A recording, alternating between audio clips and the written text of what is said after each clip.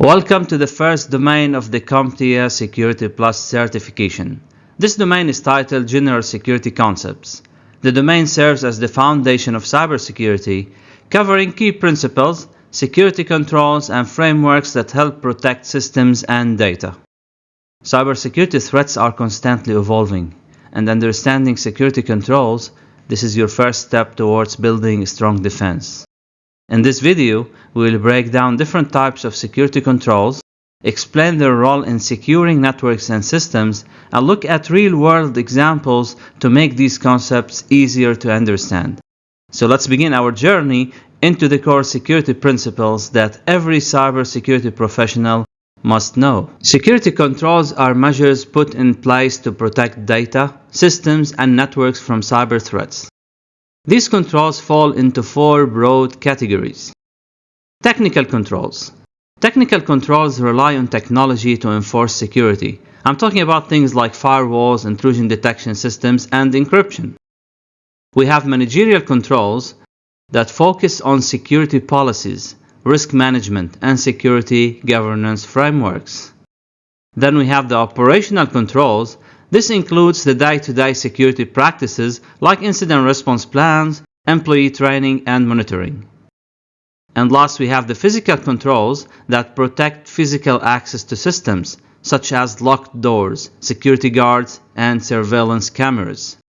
Each of these categories plays a crucial role in building a layered security approach that strengthens an organization's defense. Now let's take a deep dive into each category and its control types. Preventive security controls are the first line of defense in cybersecurity. Their main goal is to stop security threats before they can cause harm. These controls are proactive. What that means they are implemented to prevent unauthorized access, malware infections, and other cyber threats. Some key examples of preventive controls include firewalls. Firewalls act as a barrier between trusted and untrusted networks, blocking unauthorized traffic. Think of a firewall like a security checkpoint at an airport. It only allows approved traffic through. Then we have multi-factor authentication, the MFA. This requires users to verify their identity using multiple factors, such as a password and a one-time code sent to a phone. Even if an attacker steals a password, they still need the second factor to gain access. Then we have security patch management. Regular software updates fix vulnerabilities that attackers might exploit. A famous example is the WannaCry ransomware attack, which targeted unpatched Windows systems. We have intrusion prevention systems, IPS. These actively monitor network traffic and block malicious activity before it reaches critical systems. We have least privilege access control. Least privilege access control, here users should only have the minimum access necessary for their job. For example, a marketing employee shouldn't have administrative access to financial records. By implementing these controls, organizations can reduce their attack surface and prevent cyber threats from taking hold. While preventive controls block attacks, deterrent controls focus on discouraging attackers from even trying. These controls work by increasing the effort or risk required for an attack, making the target less attractive. Examples of deterrent controls include security awareness training. Employees who can recognize phishing emails and social engineering tactics are less likely to fall victims to cyber attacks. We have warning banners and legal notices. Login pages often display banners stating unauthorized access will be prosecuted. This legal notice may make attackers think twice before proceeding. We have video surveillance and security guards. Just as cameras reduce shoplifting in stores, surveillance in data centers and server rooms discourages unauthorized physical access. Strong password policies. This is a good one. Requiring complex passwords and regular changes makes it harder for attackers to guess credentials. Visible security measures. Organizations sometimes display fake security cameras or alarm system stickers to deter criminals, even if they don't actually have those systems in place. Deterrent controls are effective, but they work best when combined with preventive controls to create a multi-layered security approach. Despite strong preventive controls, some attacks will still happen. Detective controls are designed to identify and alert security teams about ongoing or attempted security breaches. Some important detective controls include intrusion detection systems, IDS. Intrusion detection systems, they monitor network traffic for suspicious activity and generate alerts if threats are detected. Unlike an IPS, intrusion prevention system, the IDS does not block the attack, it only reports it. Security Information and Event Management SIEM tools collect and analyze logs from various systems to detect patterns of compromise. For example, if an employee logs in from New York at 9 a.m. and then from Tokyo at 10 a.m., SIEM would flag it as suspicious. Log monitoring and auditing. Reviewing logs helps security teams detect unauthorized access or unusual behavior. Security cameras and motion sensors. In physical security, cameras and sensors detect unauthorized movements in restricted areas. Honeypots and deception technologies. Honeypots are fake systems designed to attract attackers and record their actions for analysis. Detective controls are critical for identifying security incidents before they escalate into major breaches. When a security incident occurs, corrective controls help recover systems and prevent further damage. These controls ensure that organizations can return to normal operations quickly. Key examples of corrective controls include: first, we have backup and disaster recovery. Regular backups ensure data can be restored after ransomware attacks, accidental deletions, or system failures. The 3-2-1 backup rule is the best practice. What that means: 3 copies of data, 2 different storage types, local or on the cloud, and 1 copy stored offsite. So again, the 3-2-1 backup rule is the best practice, meaning 3 copies of data, 2 different storage types, can be local storage or cloud storage, and 1 copy should be stored offsite. Incident response plans. These define step-by-step procedures. Procedures for handling cyber attacks, reducing the response time. Removing malware and patching exploited vulnerabilities. After detecting malware, security teams must remove it and patch vulnerabilities to prevent reinfection. Restoring system configurations. Attackers often modify security settings. Restoring configurations to a known secure state is critical for security. Corrective controls help organizations minimize downtime and strengthen defenses against future attacks. Directive controls set the foundation for an organization's security practices. This is done by establishing rules, policies, and training programs. For example, we have security policies and compliance standards. These define how an organization protects its assets. Examples include GDPR, HIPAA, and NIST guidelines. Employee security training and awareness programs. Regular training. This is what will help staff recognize threats like phishing. This is to ensure they don't fall for cyber attacks. Acceptable use policies, AUPs. These policies dictate how employees can use company devices, networks, and data. Directive controls don't physically prevent attacks, but ensure everyone follows security best practices.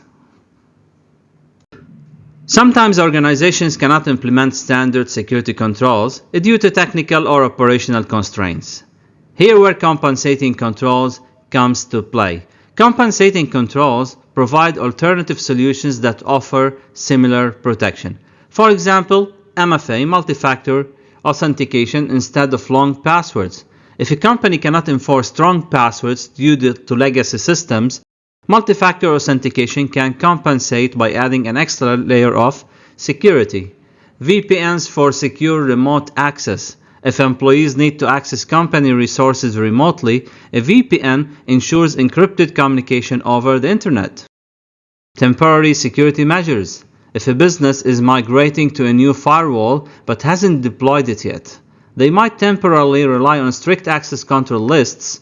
Compensating controls here are not ideal solutions, but they help maintain security until proper control can be implemented.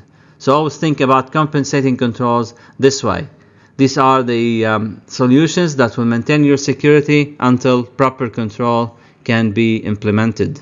Now that we have covered security controls, let's move into another essential topic: fundamental security concepts. These principles form the foundation of cybersecurity, ensuring that the data remains protected, available, and verifiable.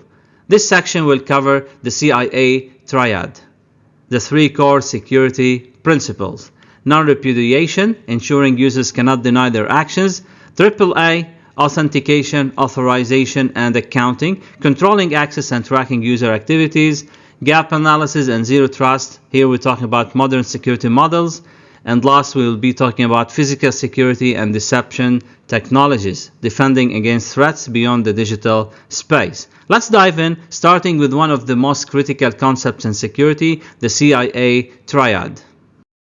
The CIA Triad: confidentiality, integrity, and availability. The CIA Triad is the backbone of cybersecurity. Every security decision is made with these three principles in mind. Confidentiality ensures that sensitive data is only accessible to authorized individuals. Let's take an example. Encryption is used to keep credit card details safe when shopping online. Even if an attacker intercepts the data, they won't be able to read it without the decryption key. Then we have integrity. Integrity ensures the data is accurate, consistent, and unaltered unless changed by authorized personnel. For example, a bank transaction should not be modified between sender and receiver. Hashing and checksums verify that the data remains unchanged. Availability, the third pillar, ensures that information is accessible when needed. Let's take an example of a hospital, let's say patient. If a hospital's patient record system goes offline due to a cyber attack, doctors cannot access critical patient information. How we resolve this? We use redundant systems and backups to ensure availability. A strong cybersecurity strategy balances all three principles. Too much confidentiality can affect availability, and weak integrity controls can compromise data trustworthiness. Non-repudiation ensures that an individual cannot deny an action they performed. It's essential for holding users accountable in cybersecurity. Key methods used to enforce non-repudiation include digital signatures. A unique cryptographic signature is attached to a message or transaction, proving who created or approved them. For example, when you digitally sign a document, your private key validates that it came from you. Cryptographic hashing: hashes ensure data integrity and prove that the file hasn't been altered. Secure logging and auditing. Systems logs record activities and store them securely, making it easy to trace actions back to a specific user. Non-repudiation is critical in legal and financial transactions, ensuring that users cannot deny sending an email, approving a payment, or making system changes. The AAA framework: authentication, authorization, and accounting. This is a fundamental security concept used to control and monitor access to systems and networks. Authentication, which means verifying identities before granting access. So before granting access, a system must first authenticate the user or device to confirm their identity. We have authenticating people and we have authenticating systems. Authenticating people first. Here a user must prove their identity using credentials. For example, passwords. The most common but weakest form of authentication. We have multi-factor authentication that strengthens security by requiring additional verification step like a one-time code or fingerprint. And also we have the biometrics that can be used to authenticate individuals using unique physical characteristics like facial recognition or fingerprints. Authenticating systems, on the other hand, this ensures that only trusted systems or applications can connect to secure environments. For example, a corporate VPN authenticates an employee's laptop before allowing access to internal systems. The second A here is the authorization, granting access based on permissions. Once a user or system is authenticated, authorization determines what actions they are allowed to perform. We have different authorization models. We have the role-based access control, and we have the attribute-based access control. Role-based access control, RBAC, users are assigned roles, and the access is granted based on their job function. For example, a finance employee can access payroll records, but an IT technician cannot. Attribute-based access control, ABAC, access is granted based on multiple factors, such as location, time, and device security. For example, a doctor may access patient records only during work hours and from an approved hospital device. This is attribute-based access control, ABAC. The third A in the AAA framework is accounting. Accounting, what that means, tracking and monitoring activities. Accounting logs user and system activities to track access and detect suspicious behavior. For example, if a user attempts to log in multiple times with incorrect passwords, the system records this and may trigger a security alert. An organization monitors login attempts from different geographic locations, for example, to detect potential credential theft. So these are two examples of accounting. Why AAA matters? Why this framework, authentication, authorization, and accounting matters?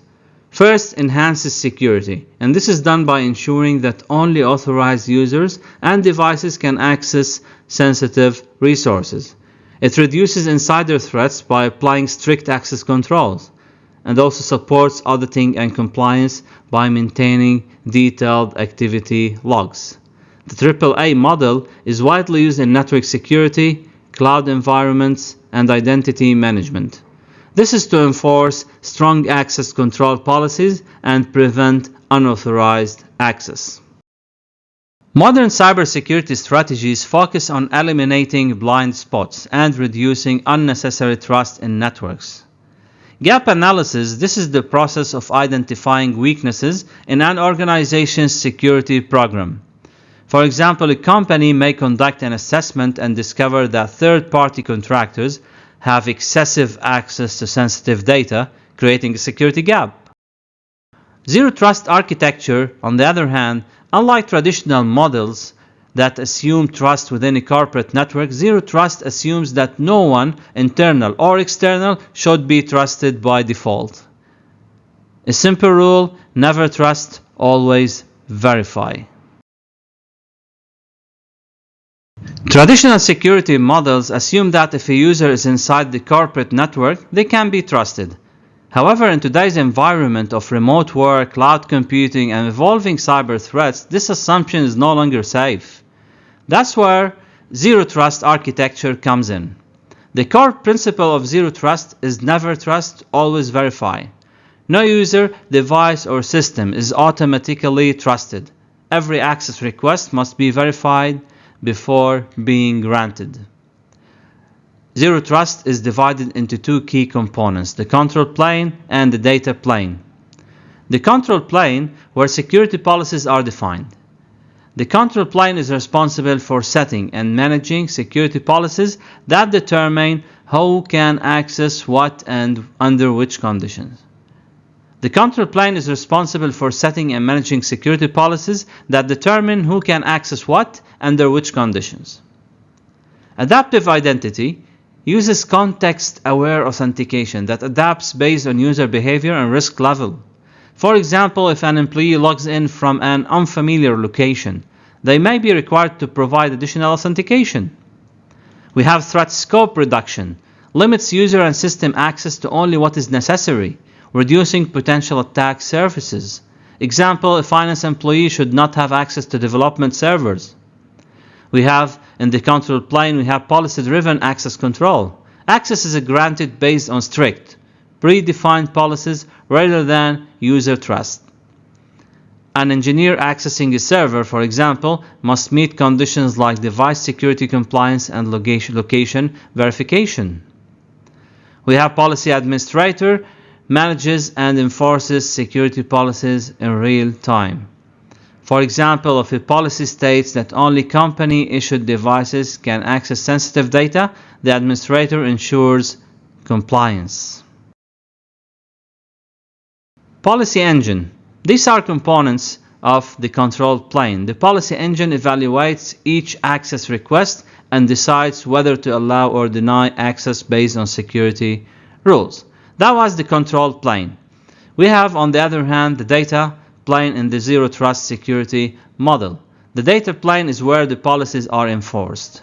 The data plane ensures security policies are applied before allowing access to data or resources.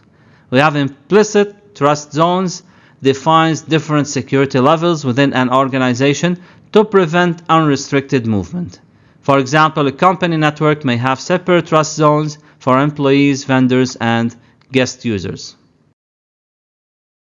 And we have subject system, identifies the user, device, or application making an access request. For an example, if a new unknown device attempts to log in into the network, Zero Trust will require additional verification. This is what we're talking about here. Verify first, don't trust. Policy enforcement point, that's another component of the data plane, ensures all access requests are validated before granting entry. For example, before a remote worker connects to a corporate server, their device must meet security compliance checks. You have heard the word compliance, verification, checks multiple times while talking about the Zero Trust architecture. Yes, that's important because we need to verify. We don't just trust straight away. Why Zero Trust matters? First, it stops insider threats and lateral movement within a network. Then it prevents unauthorized access even if credentials are stolen. Also enforces security policies across cloud, on-premises, and hybrid environments. With cyber threats evolving, Zero Trust is now a necessity for organizations looking to secure their digital assets against both external and internal threats. Physical security is just as important as cybersecurity when it comes to protecting sensitive information and critical infrastructure. Without proper physical security measures, attackers could gain access to systems without needing to hack into them. Some key physical security controls include bollards. These are barriers that prevent vehicles from ramming into buildings or secure entry points.